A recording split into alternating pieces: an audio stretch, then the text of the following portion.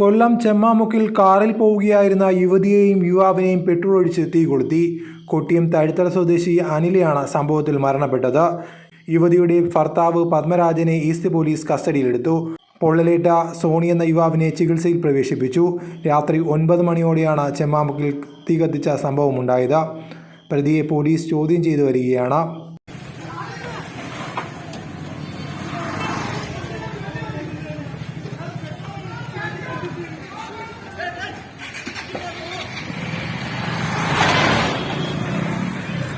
ഇതുമായി ബന്ധപ്പെട്ട് സംഭവ സ്ഥലത്ത് നിന്ന് ലഭിച്ച ഓഡിയോയും ഇതോടൊപ്പം ചേർക്കുകയാണ്.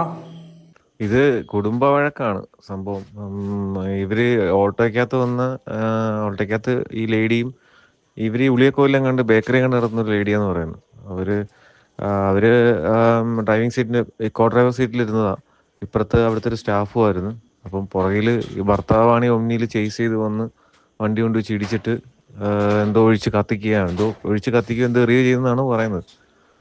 തീ പിടിച്ച പക്ഷേ ആ വണ്ടി ഓടിച്ചുകൊണ്ടിരുന്ന ആള് രക്ഷപ്പെട്ടെന്ന് പറയുന്നു. എന്താ കറക്റ്റ് കാര്യം അറിയത്തില്ല. ഇവർക്ക് തീ പിടിച്ച് ഇവർ പുറത്തിറങ്ങിയപ്പോഴത്തേക്ക് ഫയർഫോഴ്സ് വന്നപ്പോഴത്തേക്കും ഫയർഫോഴ്സ് വന്നിട്ടാണ് തീ അണച്ചത്.